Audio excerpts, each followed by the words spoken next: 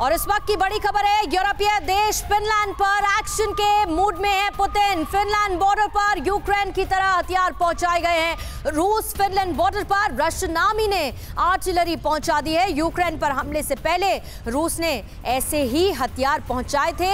NATO में शामिल होना चाहता है रूस का पड़ोसी फिनलैंड। और क्या अब फिनलैंड की खबर नेटो में शामिल होने की, उसकी इच्छा भी पुतिन बर्दाश्त नहीं करना चाहते हैं, जिसके बाद इन एक्टिविटीज में इजाफा देखा गया।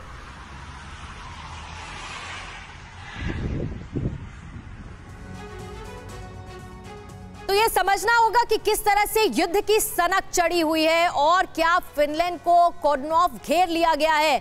देखिए, ये मैप के जरिए आप समझिए, एक तरफ आपको रूस दिख रहा है और दूसरी तरफ फिनलैंड दिख रहा है, और ये इसके आसपास के border areas, gulf of Finland, यहां पर भी रूस अपनी तैनाती बढ़ा रहा है।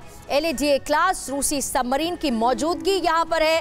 फिनलैंड को घेरने की तैयारी में रूस है, जिसके बाद गल्फ ऑफ फिनलैंड में रूसी सबमरीन है। फिनलैंड बॉर्डर पर बड़ी संख्या में रूसी फौज की तैनाती भी है। नेटो में शामिल होने को तैयार फिनलैंड है और नेटो के विस्तार की कोशिश से रूस की नाराजगी बार बार देखने को मिली है, फिर चाहे वो यूक्रेन ही क्यों ना हो।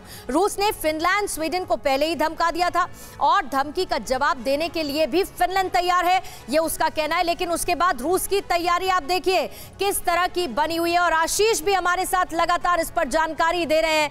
आशीष, अब फिनलैंड, स्वीडन, क्या ये माना जाए कि रूस के लिए अगला टारगेट फिनलैंड है और स्वीडन है, और क्या वजह वही जो यूक्रेन के लिए थी, नेटो का विस्तार ना हो, यही चाहते हैं पुतिन?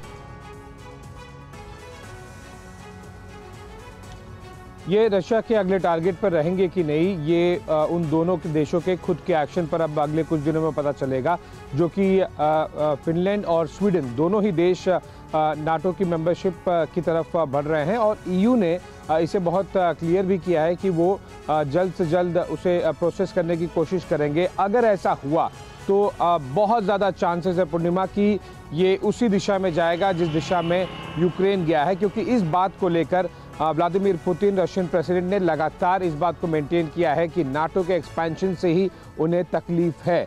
हालांकि वो डायरेक्ट कॉन्फ्रंटेशन एक पूरे विश्व युद्ध के तौर पर भी रूप में भी निकलकर सामने आएगा, इस बात का भी खतरा हमेशा मंडराता रहेगा, चाहे वो फिनलैंड हो या फिर स्वीडन।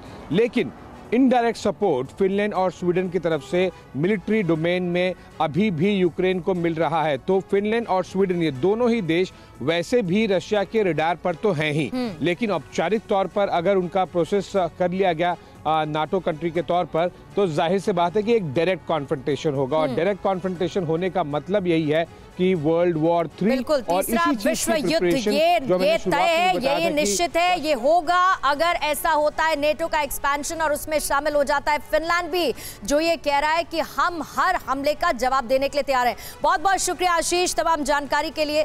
परवाह देश की, सोमवार से शुक्रवार रात 10 बजे TV9 भारतवर्ष पर।